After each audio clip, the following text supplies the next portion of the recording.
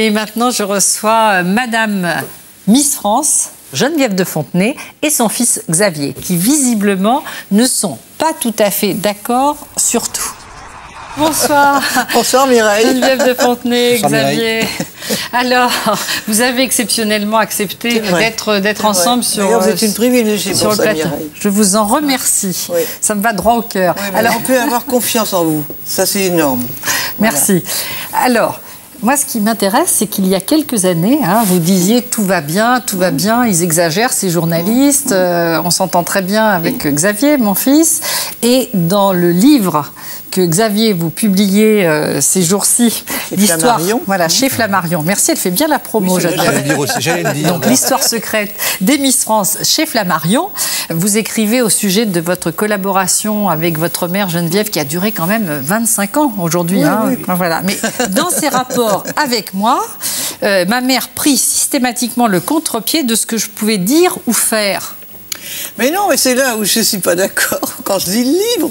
Parce que je lui disais encore dans la voiture en arrivant, j'ai dit, mais écoute, tu racontes plein de choses que je ne savais même pas. Je ne l'empêchais pas du tout de faire ce qu'il faisait, et parce que d'abord j'ignorais, et qu'il a eu une liberté totale d'action dans tout ce qu'il a fait, et je m'aperçois qu'il avait fait énormément de choses. Il ne me le disait pas.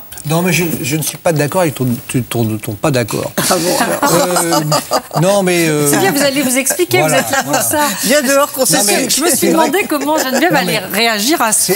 Non, mais c'est vrai que dans l'ouvrage, j'emploie une métaphore. Bon, je dis que nous étions tous les deux dans un bateau, dans une barque, et moi je rame. Ouais. Je rame à contre-courant, parce que la vie c'est difficile. Bon. Et toi, tu fais des trous à la chignole dans la barque, et je suis obligé à la fois de ramer, et à la fois pour qu'on coule, et que je suis obligé à la fois de ramer et d'écoper la flotte. Bon. Donc, c'était ça mon rôle. Mais vous allez quand même plus loin, puisque vous dites « ma mère sera vite partagée », en parlant toujours de cette collaboration pour les Miss France, sera vite partagée entre la nécessité de m'avoir à ses côtés, puisque c'est vrai que c'est vous qui vous occupiez, on va dire, de la gestion, et une volonté étrange de m'écarter de son chemin. Mais non, pas du tout, jamais eu cette idée-là. Moi, c'est une idée, c'est l'impression qu'il avait, mais c'est pas du tout dans mon idée. C'était inconscient, vraiment. C'est inconscient de votre part ou... Ah bah de ma part, parce que moi je suis toujours très fière de Xavier. C'est peut-être ce qu'il a ressenti, mais je ne l'ai pas cherché en tous les cas. Mais cette collaboration, pourquoi elle était difficile? Je ne sais pas, peut-être parce que ce rayonnement qu'elle a toujours eu, c'est vrai qu'il n'est pas forcément facile de le partager aussi. Vous êtes senti un peu dans l'ombre? Oui, un petit peu. Mais en fait, oui. Mais on se complétait. Ensemble, on a deux fortes personnalités. Et Xavier... Pas vous plus forte, apparemment. Non, mais... C'est ce que veut dire parce que disons ce que je fais moi, Xavier, il le fait pas, c'est pas son truc. D'être dans la lumière. Voilà, et d'aller dire bonjour à tout le monde, dans la rue, partout, les gens qui me parlent, ça lui aime pas trop ça, Xavier. Mais, par contre, ce qu'il a fait Xavier, j'aurais été incapable de le faire. Oui, la gestion. Ah oui, je suis pas une gestionnaire du tout. Ce qui est important, c'est pour qu'on se méprenne pas, c'est pas la notoriété, encore une fois, moi, elle m'est égale. C'est votre mère qui a dit ça. Oui, non, mais non, ce qui est important, c'est la reconnaissance du travail que l'on fait. Donc c'est normal que de temps en temps, on explique un peu qui fait quoi. Mais oui, tu t'avoueras que je ne pouvais pas savoir puisque tu ne me disais pas ce que tu faisais. C'est vrai que... Moi j'ai découvert vraiment des choses que j'imaginais même pas. Toutes les tractations qu'il a eues, toutes les rencontres qu'il a eues avec tous ces directeurs de chaîne, tous ces gens. C'était un parcours du combattant. C'est vrai que... Un véritable parcours du combattant que j'ignorais. Oui, c'est vrai que maintenant, si ça paraît tellement évident de voir Alexandre Miss France sur une chaîne chaque année, il faut se souvenir que ça a été compliqué.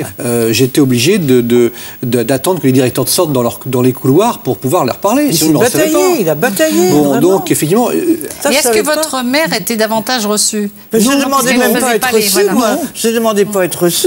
Je ne connaissais pas. C'est-à-dire que la seule fois où je t'ai amené à TF1, t'as demandé si Bouygues ne pouvait pas nous construire une maison. Donc, évidemment, ça complique. Vous avez demandé ça? Non, mais la maison, vous êtes gonflé. Non, attention. La maison de Miss France. Faire une sorte de maison de retraite pour les Miss. C'était compliqué. J'adore, parce que vous ne reculez devant rien. J'aime bien vous y aller. Non, mais c'était pas une maison pour moi. C'était dire une sorte de maison de Miss France. Oui. Avec un lieu de rendez-vous, de bureau, de tout ça. Quoi. C'est une très bonne idée. Et alors, il vous a répondu quoi? Des chambres pour les bains. On n'a pas laissé le temps de continuer. D'abord, il s'est demandé si c'était une plaisanterie ou pas. Et il n'y a que Geneviève pour faire des coups. Voilà, c'était une bonne idée. Alors, c'est à la fois drôle, on pense maintenant, mais c'est vrai que sur le moment, ça crispe un petit peu les discussions. Et alors, vous êtes dit, j'enlève ma mère des affaires. Il vaut mieux pas c'est que ça j'y les aille. discussions? un peu quand même, oui.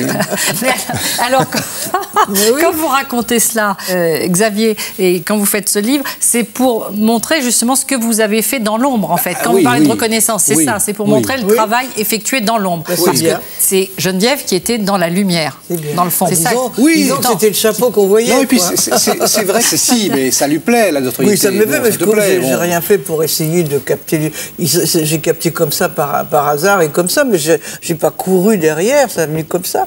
Alors, ce qui est important de rappeler, c'est que c'est donc à 20 ans, vous entrez dans le comité... Exactement 20 ans, parce qu'il est né en 61 et son père est mort en 81.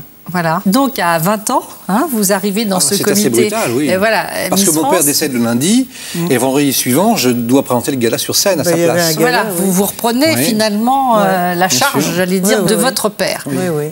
Et alors, là, vous dites quelque chose de quand même de très surprenant, c'est que vous arrivez, alors c'est ce qui m'a le plus étonné, face à votre mère, une femme que vous ne connaissez pas.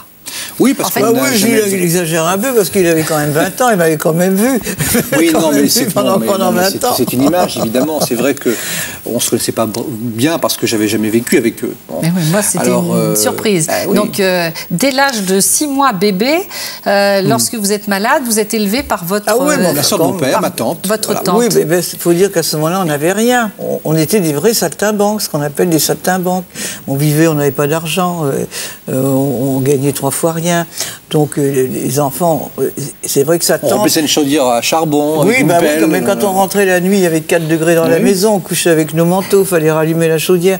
Bon, sa tante n'a pas eu d'enfant, elle a été très frustrée de ne pas avoir d'enfant. Et c'est sûr que Xavier, pour elle, a été vraiment, une chance, elle l'a materné. Ça ne vous a pas manqué de ne pas justement vraiment vous occuper de l'éducation des enfants? Bah si, mais j'étais tiraillée entre son père, entre tout ça. Elle a sans doute pris ça trop à cœur, sans recul. Et c'est-à-dire que je suivais son père, aveuglément. Nous, on partait, on n'avait pas d'heure, on n'avait pas de jour. Enfin, en fait, vous êtes une vraie artiste. C'est-à-dire que c'est ce qui nous faisait vivre quand même. On n'avait pas le choix. Est-ce que votre mère vous a manqué? Votre mère, votre père, dans votre enfance, parce que quand même, ça a duré jusqu'à 16 ans. J'ai pas eu ce sentiment parce que justement, j'ai eu un autre foyer aimant et qui m'entourait de tendresse et d'affection. Donc, j'ai pas ressenti ce manque. D'ailleurs, je ne le raconte pas sous un...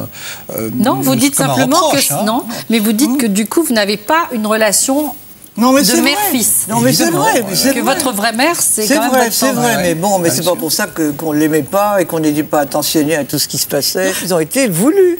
Donc c'est pour ça que je dis toujours à Xavier, vous avez été des enfants désirés. Mais est-ce que c'est pour cela que ça a été difficile, finalement, de vous retrouver à travailler du jour au lendemain ensemble? Probablement. Puisque vous dites vous-même, je n'ai pas le souvenir que Geneviève ait regardé un bulletin de notes durant ma scolarité, ni fêté un Noël, un anniversaire. Et je regardais même pas mon bulletin à moi quand j'étais à l'école. Vous dites d'ailleurs que vous n'avez pas le réflexe de l'appeler maman. Oui, alors c'est vrai. Comment vous l'appelez d'ailleurs? C'est vrai que pendant longtemps, je l'ai appelée madame. Alors, bien souvent... Alors, mon père, des fois, il lui arrivait de l'appeler comme ça aussi. Non, parce que m'appelait petite chatte. Non, mais ça, c'est à la maison. Bon. Mais c'est vrai qu'en public, c'est pas facile. Parce que même quand l'âge venant, quand on a 40 ou 50 ans, appeler publiquement sa mère maman, ça passe pas facilement. Bon, moi, c'est madame. Madame, c'est un petit peu comme Philippe, le frère de Louis XIV, qu'on appelait monsieur. C'est beau, je trouve, monsieur. Quelle comparaison, Geneviève, quelle comparaison. Absolument. Mais oui. Disons que je le prends comme ça. Voilà. Oui, bien sûr. C'est une sorte de... C'est respectueux. Ah oui, c'est respectueux. Et aujourd'hui, vous l'appelez toujours madame? Non. Comment vous l'appelez aujourd'hui, Xavier? Je dis ma mère, souvent. Voilà. Oui. Mais quand vous lui parlez, Bah, maman, mais Bon, on dit oui, maman, oui. bah, ouais. Non, c'est maman, j'ai pas le réflexe. Je l'écris d'ailleurs. Bah, Hein, c'est vrai, mamie. j'ai pas. Alors, vous mamie. dites quoi? Vous dites quoi? Quand- Bah, non, je dis ma mère, et puis quand on se voit, c'est bah tiens, voilà. Oui. On se dit, C'est-à-dire voilà. que vous évitez de l'appeler, c'est Oui, ça que vous êtes voilà, en train de dire? absolument, absolument. Xavier, C'est exact. vous évitez de la nommer. Oui. Moi, il y a une autre chose que je me suis dite aussi, c'est que si vous n'aviez pas envie forcément de pouponner, de vous occuper des enfants, c'est que vous venez d'une très grande famille. Geneviève, combien d'enfants dans la famille? 10, c'est ça. Oui. 10 enfants dans la famille. Est-ce que vous n'en aviez pas un peu assez des enfants? C'est-à-dire que moi, l'aîné, évidemment, j'ai m'occupé beaucoup des petits. Je sais quand même ce que c'est que des enfants. Surtout l'aîné en plus. C'est pour ça que j'en parle. C'est tout juste, il dit pas que je n'ai pas donné un biberon, mais j'en ai donné des biberons. Mais peut-être trop, ça s'oublie avant aussi. de devenir vous-même mère. Et ça peut s'oublier C'est aussi. peut-être ça l'histoire. Oui, non, j'ai été élevée dans une famille où ma mère était une mère modèle. Hein. On a eu des parents formidables et tout. Disons qu'on vivait comme ça, quoi, au gré des vents. Je voudrais d'ailleurs que l'on revienne sur votre parcours, si vous le voulez bien, Geneviève. Bah oui. Hein, on regarde. Aînée d'une famille très nombreuse, Geneviève de Fontenay grandit à Longwy, dans une petite cité sidérurgique de Lorraine, où son père est ingénieur. Dans cet univers austère et plutôt strict, elle se distingue déjà toute jeune. Elle n'avait pas les préjugés de sa classe. Quand elle était dans son pensionnat de la Miséricorde, elle n'y est pas restée longtemps non plus parce que les sœurs n'en venaient pas à bout, comme on dit. Mais c'est vrai que je voulais un petit peu sortir de cet univers un peu triste, un peu sombre et tout, et que je ne savais pas trop ce que je voulais faire. J'étais esthéticienne, j'étais un peu mannequin et tout ça. Puis voilà, M. de Fontenay est arrivé, et puis j'ai une belle vie grâce à lui. Élue Miss Lorraine, puis Miss Élégance, elle rencontre en 1963 celui qui deviendra le père de ses deux fils, sans jamais l'épouser, Louis de Fontenay, alors président du comité Miss France.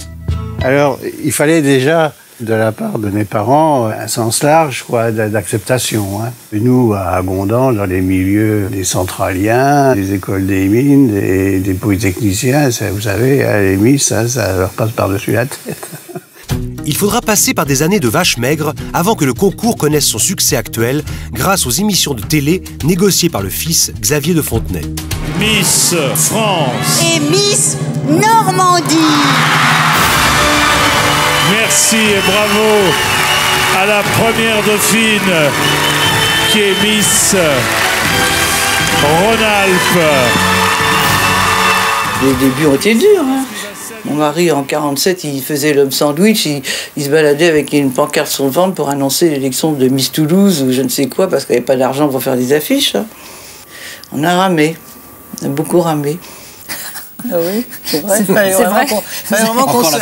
Il fallait vraiment qu'on s'aime parce qu'on n'avait pas de confort du tout, du tout, du tout. Et une famille apparemment qui ne voyait pas forcément d'un très bon œil. Hein, on ne savait même pas que ça existait, Miss France. Moi, vous occupiez des Miss, c'était quelque chose de... Qu'est-ce qu'on va dire? Ah oui, c'est-à-dire que quand j'ai amené Louis de Fontenay à Gondange, à ce moment-là, on habitait à Gondange, qu'il avait amené un bouquet de roses et maman avait dit « Oh là là, il y a des épines sur ces roses, c'est mauvais présage. » Et c'est vrai que votre mari, au début, considérait que c'était une gigantesque blague, les Miss? Ah il a toujours rigolé. D'ailleurs, avant de mourir, un jour, il a dit « J'aurais pas gagné d'argent dans ma vie, mais j'aurais bien rigolé. » Oui. Oui, parce que c'est vrai qu'il disait quand même, quand on voit qu'une fille qui n'est rien quand elle arrive, et quand on lui met, comme il disait, un bout de chiffon marqué Miss France, tout d'un coup, elle existe. Et c'est pour vous que c'est devenu sérieux, alors que c'est devenu... C'est-à-dire qu'après, je me suis prise au jeu. Parce qu'on a quand même réussi à donner une image. Donc, il n'y a pas de raison maintenant de ne plus la voir. Alors, je reviens à cela, justement, Geneviève, parce qu'on voit à quel point vous êtes une femme libre. Donc, les Miss n'étaient pas sérieux pour votre famille, père ingénieur des mines. T'es inquiet, c'est sûr. Voilà. Deuxièmement, vous avez quand même 2 enfants hors mariage, même si c'est avec le même homme, mais hors mariage. Vous êtes drôlement en avance. Ah oui, mais bien sûr que je suis en avance. Vous n'êtes pas à cheval, justement, sur les principes. Je ne suis pas ringarde du tout. Non, mais justement. Et alors, petit à petit, vous devenez... Mais non, parce qu'après, comme je vous dis, on a réussi, au fil des années, à donner à cette image qu'on pouvait considérer comme légère et sans intérêt, à donner justement une image respectable et respectée. On a fait quelque chose de sérieux, de quelque chose de pas sérieux. Voilà. Ah oui. Et vous-même, est-ce que vous seriez présenté, vous, à une élection de Miss? Non, pas du tout. On va pas du tout. Oui, mais... Comment... Attendez. Non, Pourquoi pas du tout? Mais non, d'abord parce que j'ignorais. Je savais pas quand j'étais à Gondan. Regardez, ça c'est vous. Non, vous mais là, vous étiez mannequin. J'étais mannequin, j'étais pas Miss. Pourquoi vous ne seriez pas présenté? Oui, moi, je ne trouvais pas que j'avais le style Miss France. Oui, moi, je suis pas d'accord là-dessus. Je pense que la Miss France, c'est Geneviève de Fontenay. C'est la Miss des Miss. On le dit. On dit toujours, les Miss France changent chaque année, mais Geneviève de Fontenay reste toujours là. Des fois, il y a des gens qui disent, nous, on veut Geneviève, on s'en fout de Miss France. Eh oui.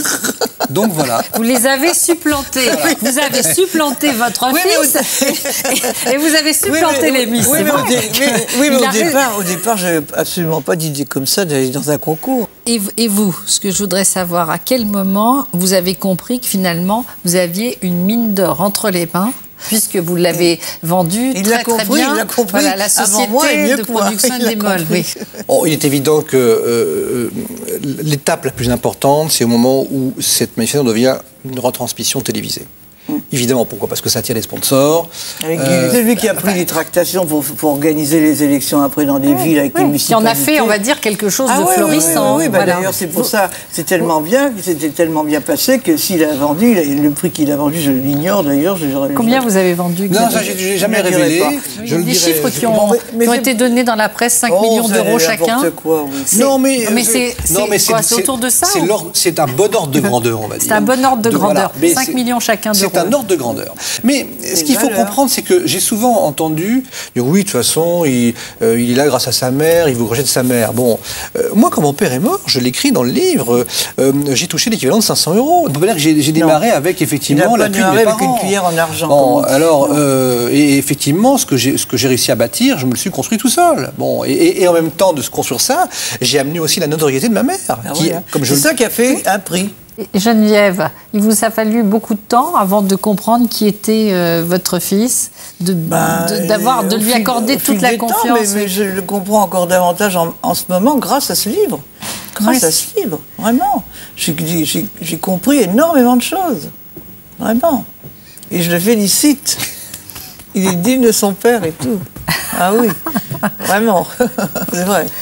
Alors, Xavier, vous dites, en partant, je laisse donc à cette autre société un cadeau, une bombe à retardement.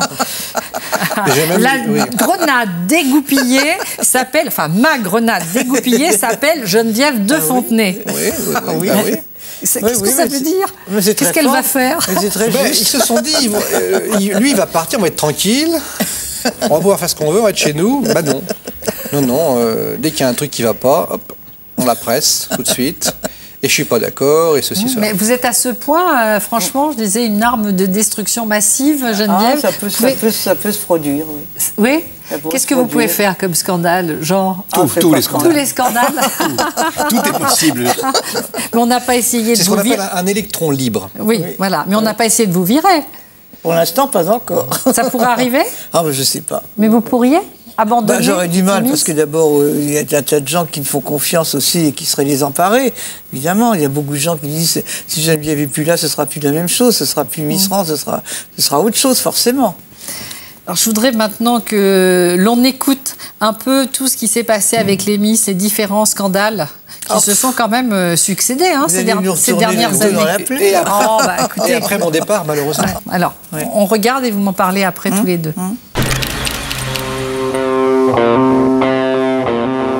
2001, à peine élue Miss France, une rumeur se répand, Élodie Gossuin serait un homme. Ça a vraiment mobilisé la France entière. Tout le monde était choqué, d'abord, parce qu'on estimait que c'était une injure vis-à-vis d'Élodie. L'annonce fait l'effet d'une bombe. Télé, radio, journaux, tout le monde relaie l'information. Élodie Gossuin, qui concourait alors au titre de Miss Univers, est au cœur de la tourmente. On a proposé des tas de choses pour prouver que j'étais une femme. Et voilà, ne pas vouloir s'abaisser à ça, c'est dur aussi de se défendre en refusant aussi l'humiliation. Quelques années plus tard, c'est Geneviève de Fontenay qui est prise pour cible. Sophie Thalmann, Miss France 1998, dans un livre, n'épargne ni le mythe de la Miss France, ni sa présidente. Ça devrait être une année, on devrait être épanouie, belle et tout. Et pour moi, ça a été une des pires au niveau physique, quoi. Silhouette. On va à Vire pour l'élection de Miss Calvados. Là-bas, à Vire, tout le monde sait que c'est le pays de l'andouille. Bon, ben, même Michel Drucker, qui est originaire de là-bas, a été intronisé en douille de Vire, comme moi. Alors Sophie, ah non, moi je ne sais pas qu'on m'intronise en douille de Vire, pourquoi pas Miss Boudin? Il y a quand même des moments dans la vie où on doit prendre ses responsabilités. C'est trop facile de cracher dans la soupe comme ça, d'attaquer sans raison. J'ai essayé au cours de cette année de m'affirmer et de leur faire comprendre un petit peu ce que je préférais, mais bon, c'est comme ça, on est obligé de faire. Hein. On a signé un contrat, donc pendant un an, on suit, quoi. Et des fois, on peut suivre bêtement, entre guillemets.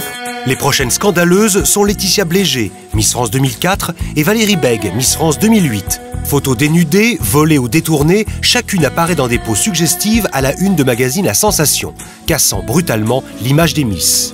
Je me souviens, j'avais fait la couverture de l'Alsace, du journal de l'Alsace, avec écrit Laetitia Blégé, la honte de l'Alsace, alors qu'il y avait en même temps des profanations de cimetières en Alsace et c'était moi la honte de l'Alsace. Je réalise bien que Playboy me suivra toute ma vie, en fait, je le sais. La sanction tombe. Laetitia Blégé sera suspendue de son titre pendant 6 mois. Quant à Valérie Bègue, elle ne pourra pas représenter la France au concours Miss Monde et Miss Univers. Vous pouvez chercher sur Internet, vous ne trouverez pas de photos de moi à poil. Enfin, la dauphine de Miss France 2009 lui a intenté un procès pour élection truquée. La vie de Miss n'est décidément pas un long fleuve tranquille. Oui, alors regardez Sophie Thalmann. Elle arrive à TF1, elle a pris la place d'une jeune journaliste qui avait fait des études et qui présentait Téléfoot. Elle arrive, Miss France, elle est circulée, il n'y a plus rien à voir, elle arrive sans l'écharpe de Miss France. 1 an. Après, elle va avec Laurent Fontaine et Pascal Bataille, 1 an. Après, elle va avec Jean-Pierre Pernaut, 1 an. Combien ça coûte? Les jets privés, les grands hôtels alors, et tout ça, avec toujours Miss France en toile de fond. Bon, elle ne reste pas à TF1, je sais pas, elle avait peut-être pas assez de talent. Elle atterrit.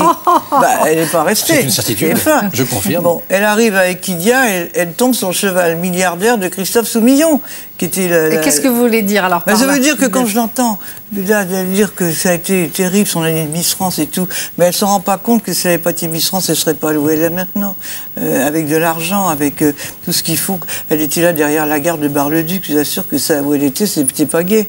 Hein?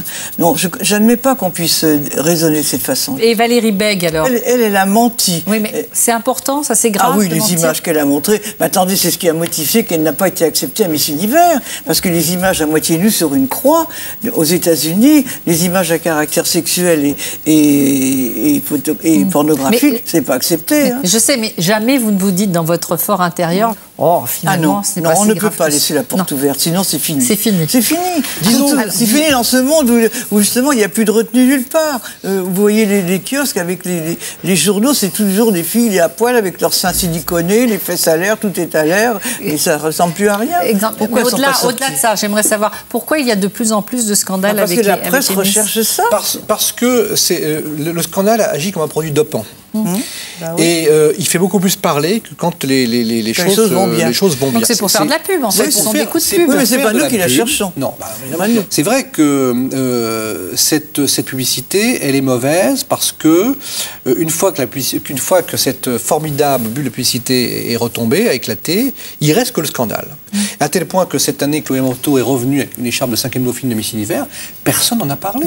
Ça n'intéressait personne. Non. En revanche, si elle va se déshabiller le mois prochain, c'est la fin des Miss. C'est la fin des Miss. Non, parce que je suis, comme je dis, la gardienne du temps. Oui, mais enfin, elle est de plus en plus la prisonnière de la tour. Je suis obligée de me battre. Oui. Alors, qui vous remplacera, Geneviève? Mais de Fontenay, c'est une saga familiale.